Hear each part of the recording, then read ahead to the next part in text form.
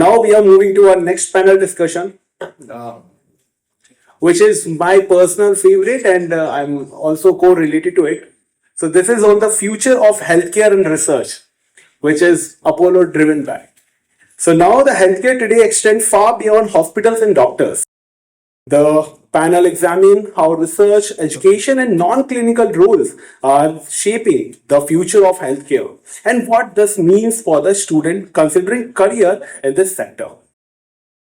Our first panelist is a biomedical researcher and educator with advanced training from Vellore Institute of Technology and Kingston University, UK. He holds extensive research experience, multiple patents, and over 70 publications, bringing strong expertise in translating biomedical research into real-world healthcare impact.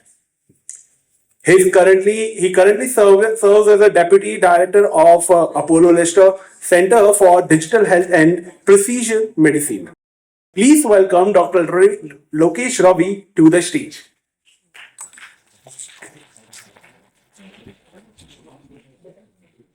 Our next panelist brings over 29 years of leadership experience across healthcare education and operations.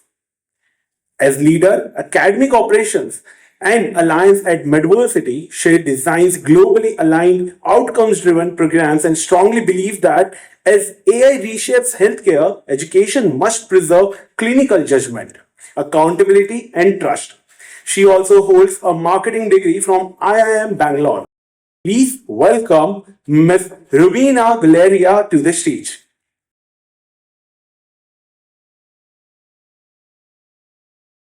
So, I would like to call upon the stage Mr. Vishnu as a moderator to grace this session. All right. Good afternoon, everyone. చాలా వెళ్ళిపోయారు అందుకే last session గట్టిగా పెడతామని చెప్పేసి technology last లో పెట్టాము. ఆయన కూడా సగం మంది వెళ్ళిపోయారు. That's okay. Two important aspects మనం ఇందులో మాట్లాడదాం. ఒకటి, వాట్ వీఆర్ నాట్, మనం ఏం అర్థం చేసుకోకూడదు ఇన్ ద ఎంటైర్ సెషన్స్ లో అంటే, we are not trying to understand ఆ ఇండస్ట్రీలో ఎలాంటి రీసెర్చ్ జరుగుతుంది, ఏం జరుగుతుంది అనేది మనకి తెలియాల్సిన అవసరం లేదు. మనం ఈ కోర్స్ చదివితే ఆ ఇండస్ట్రీలో పని దొరుకుతుందా అనేది మనకి తెలియాలి. That is what you are trying to understand in all of this session. For example, are we understanding, do we have enough careers when we do engineering, core engineering? అందుకని ఆ 3 డిపార్ట్మెంట్స్ నుంచి వేరే ఇండస్ట్రీస్ నుంచి 3 మంది తీసుకొచ్చి మీరు ఇంజనీరింగ్ చదువుకుంటే job ఇందులో వస్తుంది, ఈ ఏసీ చదువుకుంటే జాబ్ వస్తుంది, మెకానికల్ చదువుకున్నా కూడా జాబ్ వస్తుంది అనేది మనం ఫస్ట్ సెషన్లో చూసాం. సెకండ్ సెషన్లో we went on with business.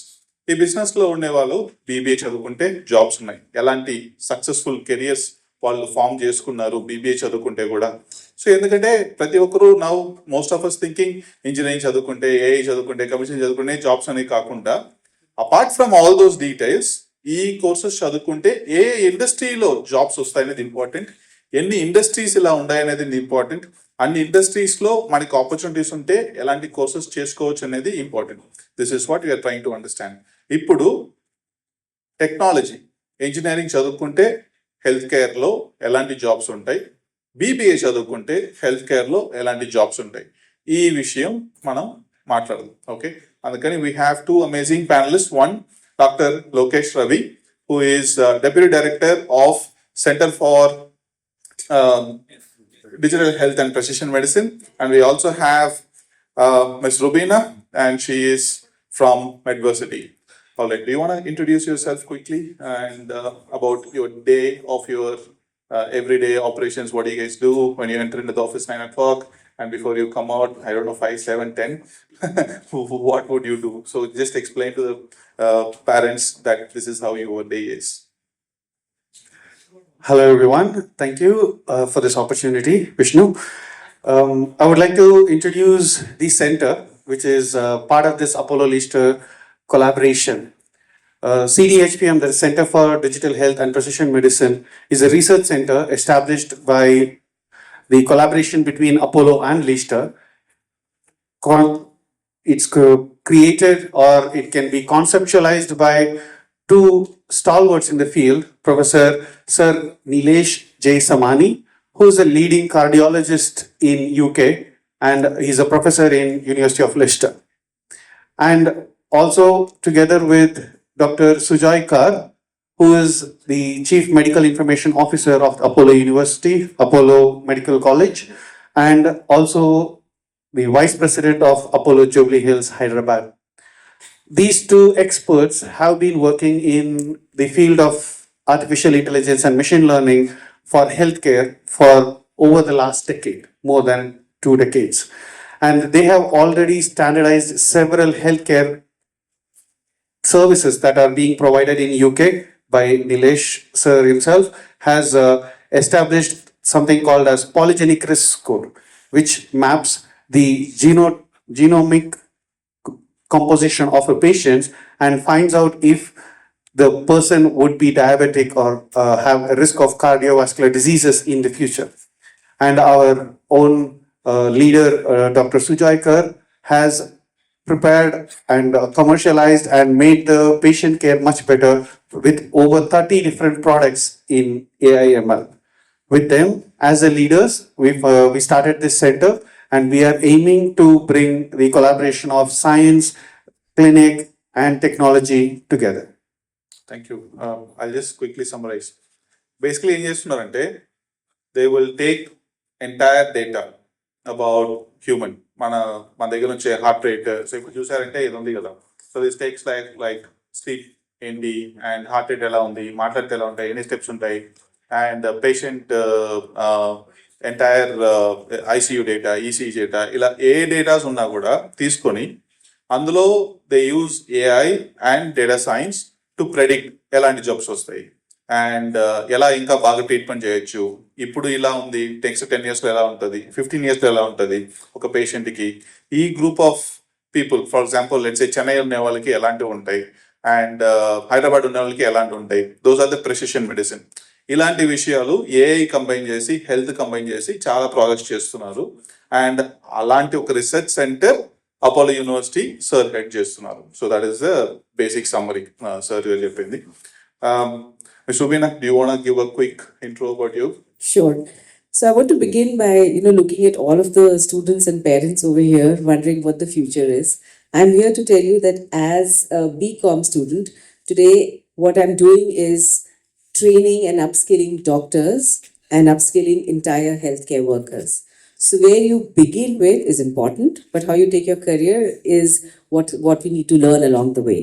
What I do right now at Medvarsity, where I run operations, I have a 50-strong team over there, and we run all the business lines of Medvarsity. So I have a profit and loss accountability at the end of the day of the month. We create learning and training programs which doctors take, because doctors cannot leave their jobs and go back to school or go back to learning. At the same time, medical training, every month, if not every year, there is a new change in how patients are being treated. There's a new system, there is a new process. So doctors can't leave their jobs and study. But what they can do is they can learn online. So we create these programs for doctors. In India, we train doctors in 192 countries across the world. And these courses are available from a certificate level to a fellowship level. So I train doctors, that's what I do. And I'm a BCom graduate. So yeah, practically again, ma'am, they run a portal called Medvarsity. Again, one part of Apollo. అందులో doctors will sign up and they learn the courses, and ma'am is heading that whole division for Medvarsity. Okay, so Lokesh sir, now when you're trying to hire somebody in CDHPM, in terms of to do any research, what kind of people you generally look for, and what are the skills you generally look for, and who would eventually be able to come and join and do a great research or produce good solutions? Traditionally, researchers refers to a BSc, MSc student who used to then go into PhDs and then start their research programs. But in this technology-driven world, almost everyone who is working in the field of technology or engineering also doing research. So research meaning we don't want people in olden days where you learn civil engineering and then just you go and start building stuff. You do mechanical engineering and you go start building cars or bikes. Now we want people to do mechanical engineering and invent something new in the vehicle, in the automobiles. We want civil engineers to come up with new technologies. So engineering and basic science, everybody is a researcher nowadays. That's the main thing. We are not looking for only researchers per se, but anybody is a researcher if they have the right motivations to it. And in contrast, we have also engineers who did BTech computer science and then MTech data analysis and then become an engineer. So we have people from all different types of background, provided they have the right motivation. And nowadays, whether you are a biologist, whether you are a dentist, whether you are an engineer, computer science knowledge is basic for everyone. So if you have the basic skills to be able to operate the computers and you have the motto towards developing something new in your own field, definitely you can be absorbed here. Amazing. Rumina, there are a lot of students who do commerce management and come from non-clinical backgrounds, right? If they want to enter into a healthcare domain, coming from the management background or non-engineering background, or even the engineering background, what kind of opportunities do you think these students has, and what are the skills you would be able to map towards their careers? What COVID taught everybody is that the one sector which will never see a recession, which will never see loss in profits, is the healthcare section. When I say healthcare, I mean hospitals. Yeah, healthcare also has pharma and has medtech also. Hospitals will never see a recession because people will continue to fall ill. We will and today India is the world capital for diabetes, right? So and a hospital is like any other organization. The doctors, the nurses, the pharmacists, the diagnostics, form just about 25 to 35% of any hospital. And these people will just come in, diagnose the patient, and go away. The entire backbone of the hospital, the foundation of the hospital, what makes the hospital run are people from every other field. So they are BBAs, they are BComs, they are art graduates, they are people who've done research and are now contributing to various parts of the hospital. Because keep in mind, we as patients go to the hospital, meet the doctor, go away. That's just the first part. But when you went in, the hospital had to be maintained. There's a process protocol, how the hospital is being cleaned. Where are your records going? Once you give your blood test, how is that being maintained? How your reports are reaching you. So there is the management layer, there is the digital layer, there is the technology layer. So if we go back to my initial data of saying that only 25 to 30% of people in hospital are doctors, nurses, and other hospital staff, imagine the opportunity you have over there. And how does a BBA or a BCom prepare you? A BBA prepares you in the best form. I feel I may be biased because I've done a BCom. In my time, there used to be a BCom. A BBA, I think, is the most recession-proof study to do in any college. And the reason is it teaches you how to handle resources, which means it will teach you how to handle people. Tomorrow, when you lead teams, how do you delegate? It will give you a fairly good idea of how to manage the financial part of any organization. It will also give you a fairly good idea of how do you negotiate new partnerships, new business deals. So if you were to look at different roles that you can play in the hospital after doing a BBA or doing management, you have the best possible chance to have a career which will never see a downturn. You can do accounts in hospital, you can manage, and all the hospitals have a number of managers, which BBA will prepare you best. You can manage the various departments within the hospitals, which are managed by generally management graduates and BBA graduates. You can also be part of the HR, which again BBA prepares you for, because it teaches you how to handle resources. You can also be part of the hospital's business development, which is hospitals again for-profit organizations. They have to know how to get the patients in from various other forms, right? So there's business, there is marketing, there's business attached over there. How do you sell to patients? So the number of opportunities you have in any hospital are huge. It's just that a lot of us don't know about it. So start exploring, look at hospitals, look at the jobs open, and you'll be amazed that you can contribute much more in a hospital setting than you would in, I would say, in a technology firm or any other firm.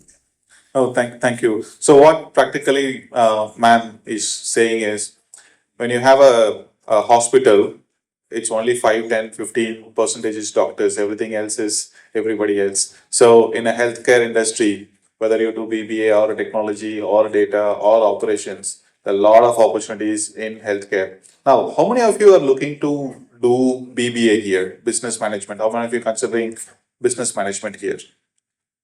Oh, that's strange. Not even single one. Okay, so maybe you should start considering BBA because there are a lot of opportunities here. I'll ask one question, two questions, which will. Oh yeah, we can. Yeah. What kind of courses you are looking for? Okay, no answer. Okay, that's fine. Whoever is here. Engineering. How many are looking to do engineering? Okay.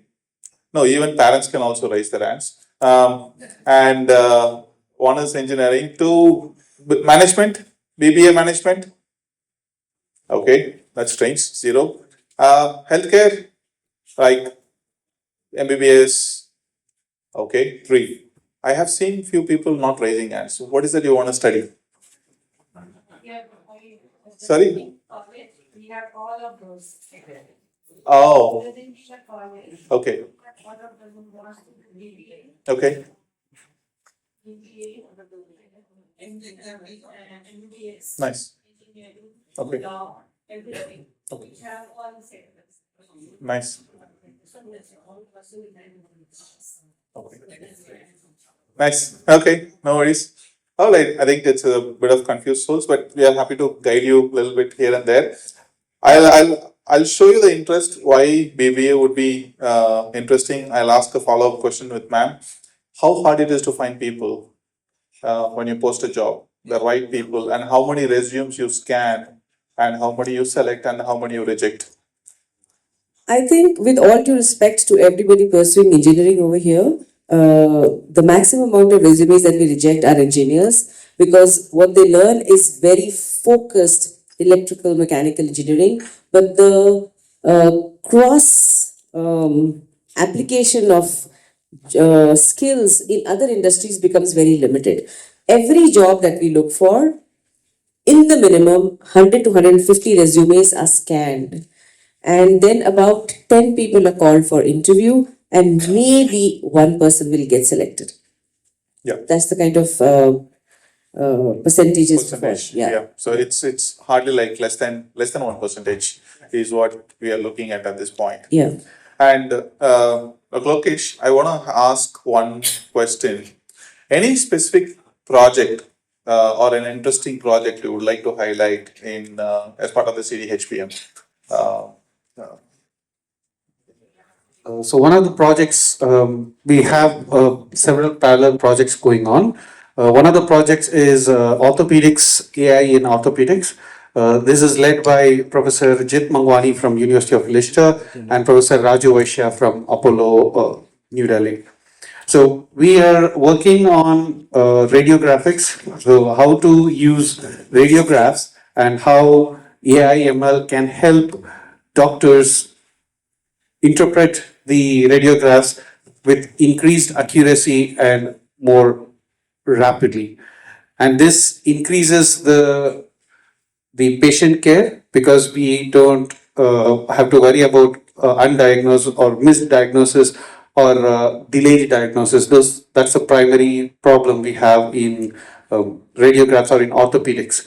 So this particular model is right now being developed in CDHPM with the use of the largest data, patient care data available in the whole world. There is about more than 30 years worth of data we have.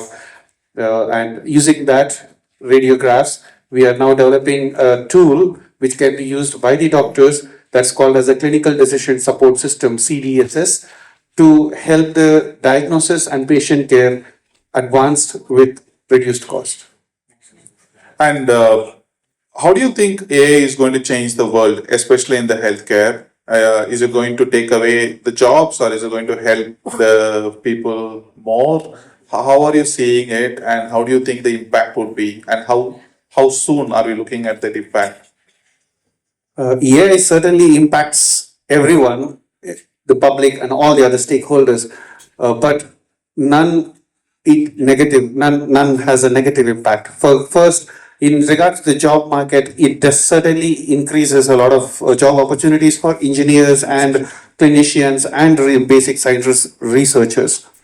In regards to the impact in the hospital or the healthcare field itself, it it is meant to aid or support doctors and healthcare professionals to increase their performance and optimize their time that is being used. Rather than spending 2 hours of analyzing or running through the data, the AI can reduce the time that is spent on the paper and help the doctors or the clinicians spend more time with the patient. So it optimizes their time into the right place.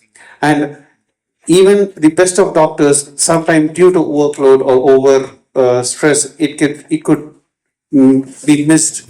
That's called as missed diagnosis or delayed diagnosis. That would be avoided or that would be prevented with the use of AI. And from the patient's perspective, it certainly benefits the patient care because it will avoid any mistakes or any oversight will be addressed, and it will make sure that the public are receiving the best care possible and need not have to visit over and over, due to time unavailability.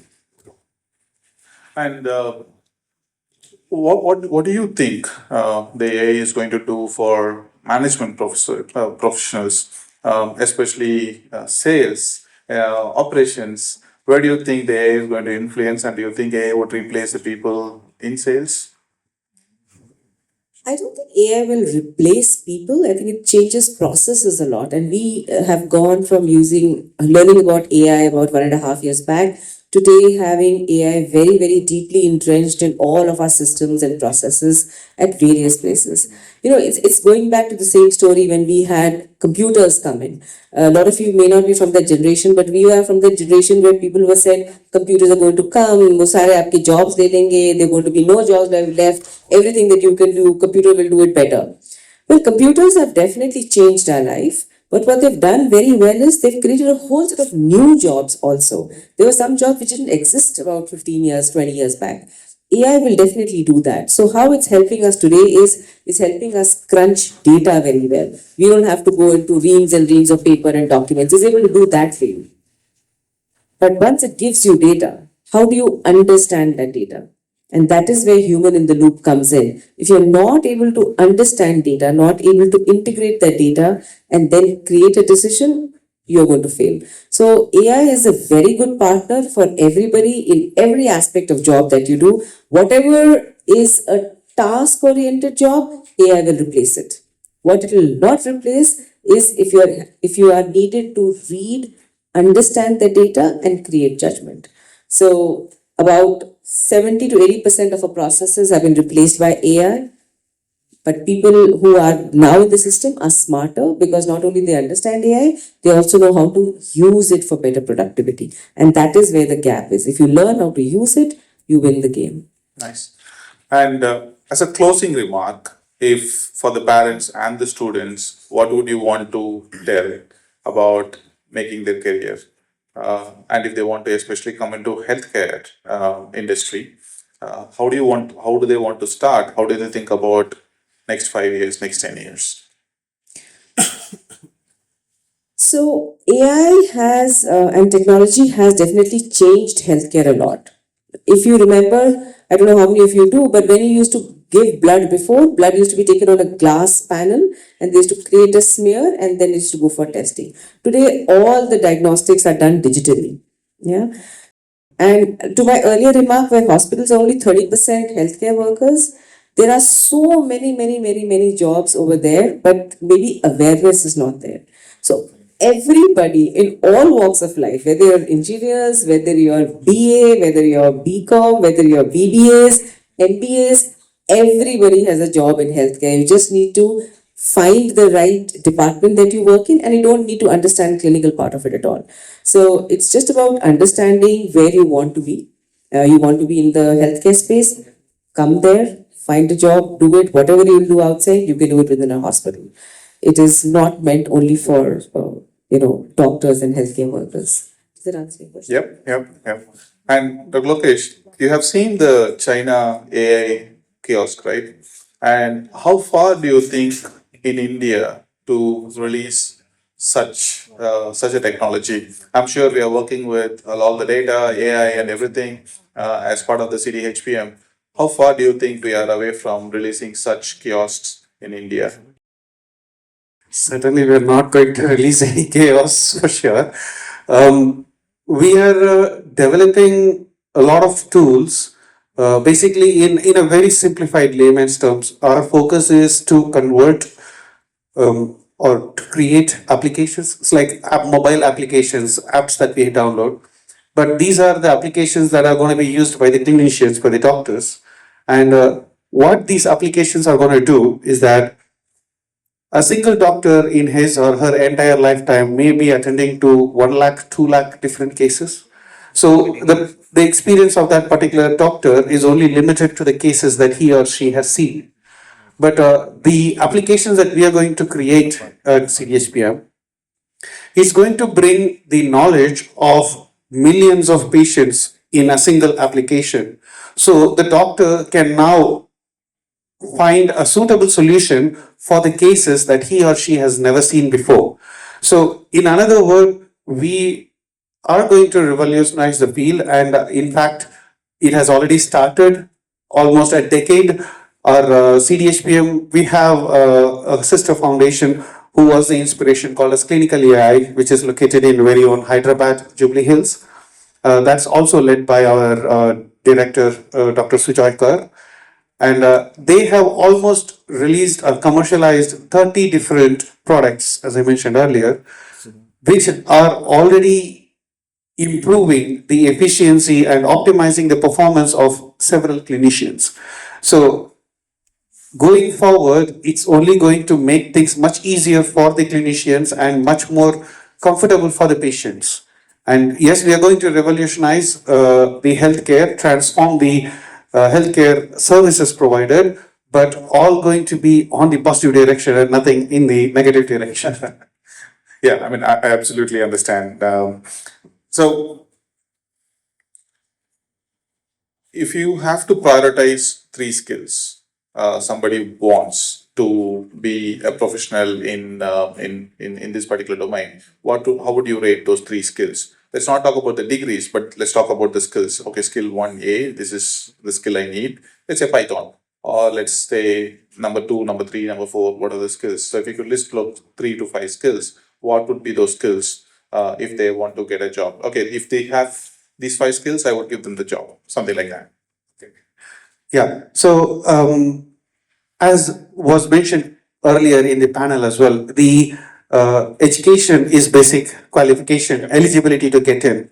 But the eligibility also has to be the right one, right? I cannot have a ticket number 1 that goes to the movie number 2, right? So it has to be the right. So for each job that we are looking for, either in the field of technology, in the healthcare, or in research, all pretty much combined together in CDHPM,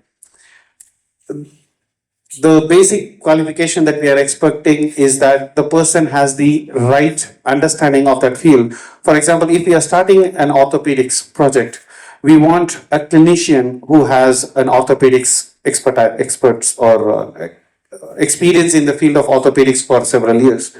And for the engineer who's going to work on this project, yes, he or she has to have mandatorily coding experience, that is Python and all other coding languages like Java, C++, whatever is that is needed for the engineering. But we still expect whether the person has worked on any imaging technology. This is called as computer vision. So not only is your basic degree is eligibility, we would see this particular project needs somebody to have worked with image analysis. Let it be a CCTV imaging or a photograph, match analysis. But if the person has a match, imaging experience, that would be given as a preference. So what I'm trying to say is that the job description and the requirements are quite dynamic depending on the project at hand. So there are some projects where we need somebody, people who have worked with audio, voice recognition. So anybody from the engineering field or computer science or data analysis field, if he or she has experience in processing audio signals, he or she would be the right candidate. So the skill set varies for each project. So it's not always fixed saying that this is the eligibility to get into CDSPM. That's not the real scenario. Makes sense. And Rubina, in your case, what are the 3-4 skills you would always value when you hire somebody? I'm going to give a little long answer to this. Whenever we interview, and I re-interview across 7 to 15 job roles. These job roles could be clinical writers, so I interview doctors, or it could be creative teams, it could be technical teams, it could be QA teams, structural designers, and a whole lot of other operations. It always goes back. My first question to everybody, and I've had about 29 years of hiring, and I have to say I lead some of the best teams. My first question is, where did you go to school? It all begins on where did you get your education. If your education is not training you to not answer the correct answers, but to make the right judgment across different parameters of life, it's very difficult to meander the life of your careers ahead. So the first thing I ask is, which school did you go to? What kind of exposure did the school give you? What did you really learn in the school other than your academic part that you learned? The second skill, actually, I wouldn't call it skill, I would say qualities, because skills you can teach. Skills are very, very teachable. The second thing we look at is, what kind of attitude do you have? Do you have an attitude of, okay, I can't do this, so I'm not going to do this? Or is your attitude, I don't know this now, but I'm going to learn this tomorrow. Teach me, I will learn. The third quality that we look in everybody that we hire is, how eager are you to learn things that you don't know at this point, or which are not within your part of education. Supposing you are doing, आपने सिर्फ BBA करा है या आपने सिर्फ engineering करा है, and I'm telling you now you need to understand art because we need to create something. Are you willing to learn that? So the willingness to learn new things is the third and the most important quality that I look for people who I hire in my team. Thank you. So, just to primarily summarize, whether you do technology or a BBA, there is always we need a lot of people, and especially in the healthcare sector, and usually the selection ratio is 1%. So it's always up to us to be on the top 1%. And there are several factors, like Rubina said, like Dr. Lokesh said, we have to look at certain priorities and the skills we definitely need when we start applying for the jobs. So thank you very much once again, and thanks for taking all your time on the weekend and being with us so that the students and the parents would get the most out of what's happening inside the healthcare industry. Thank you very much. Thank you. Thank you everyone.